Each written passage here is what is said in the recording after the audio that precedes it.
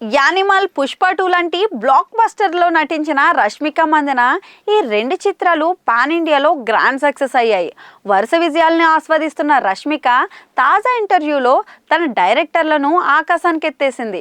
Animal, Pushpa డైరెక్టర్లు సందీప్ రెడ్డి, వంగ, సుకుమార్లకు స్త్రీలంటే ఎనలేని ప్రేమ, గౌరవం ఉన్నాయని రష్మిక కితాబునిచ్చింది. స్త్రీల పాత్రలను నిస్సహాయులుగా చూపించరని, వారిని ఒక శక్తివంతమైన వారిగా తెరపై ఆవిష్కరిస్తారని రష్మిక మందన ప్రశంసించారు. పుష్ప 1, పుష్ప 2 చిత్రాల్లో శ్రీవల్లి పాత్రలో అద్భుతంగా నటించి మెప్పించిన రష్మిక యానిమల్ చిత్రంలో గీతాంజలి పాత్రలోనూ తనదైన అద్భుత నటనతో మెప్పించారు. తను స్త్రీ సాధికారత ఉన్న పాత్రల్లో నటించానని, అలాంటి డైరెక్టర్లతో పనిచేయడం గౌరవంగా భావిస్తున్నానని రష్మిక అయితే చెప్పారు. రణవిజయ్ లేదా పుష్ప వంటి మగవాళ్ల నుంచి ప్రమాదం పొంచి ఉన్నా కానీ వారు తప్పులు చేసినప్పుడు వాటిని ఎదుర్కొని ధైర్యంగా ఉండే మహిళలను తెరపై చూస్తారు అని అన్నారు.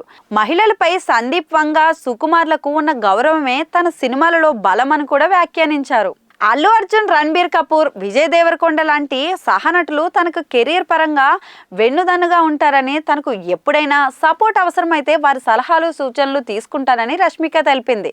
రష్మిక తదుపరి పుష్ప 3లో నటించబోతోంది.